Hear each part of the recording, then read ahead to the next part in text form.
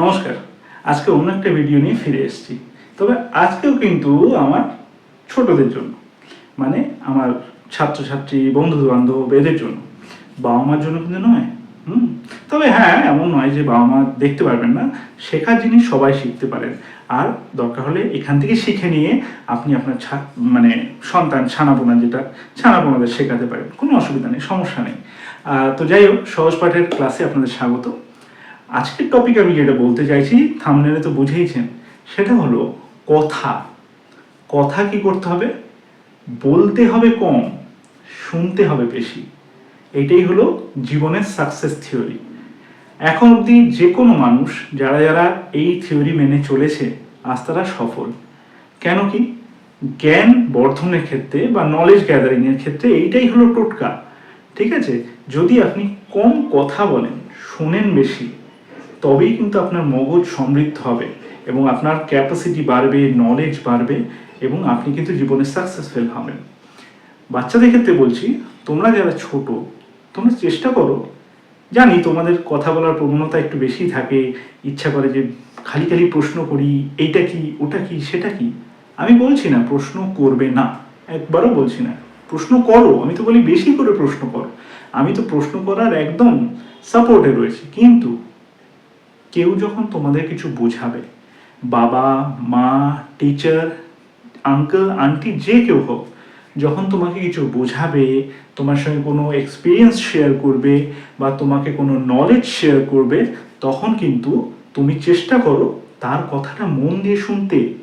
তাকে ক্রস করবে না, তাকে কাট করবে না। অপেক্ষা করো, তার কথাটা তো একসময় শেষ হবে। তোমার প্রশ্নগুলো মাইন্ডে সাজিয়ে রাখো। শেষ হয়ে গেলে এবার তুমি একে একে তার প্রশ্নগুলো করতে থাকো এবং তার উত্তর নিতে থাকো এবং সেটাকে স্টোর করতে থাকো। কিন্তু তুমি যখন কথা বলার মাঝে কাউকে প্রশ্ন করো, তখন কি হয়, সে তোমাকে যে ফ্লোতে বোঝাচ্ছে সেই ফ্লোটা কাট হয়ে যায়।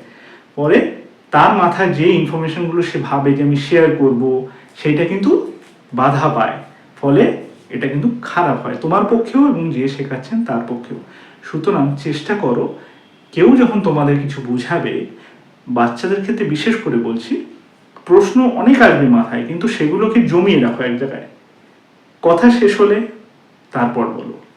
আর একটা ভীষণ ব্যাড হ্যাবিট, যেটা অনেক বাচ্চার মধ্যেই, অনেক স্টুডেন্টের মধ্যে আমি লক্ষ্য করি, কথা কাটে। কথা কাটবে না কখনো। যেই কথা বলুক না, কথা কাটবে না। কারোর স্পিচের মাঝখানে ঢুকে পড়বে না। সেটা তোমার বন্ধু হোক, এমন সিচুয়েশন হতে পারে, তোমার বন্ধু হয়তো তোমার টিচারকে, তোমরা গ্রুপে পড়ছো, তোমার টিচারকে তোমার বন্ধু কোনো প্রশ্ন করছে, তার মাঝখানে তুমি ঢুকে গেলে, দিস ইজ ভেরি ব্যাড। একদম নয়।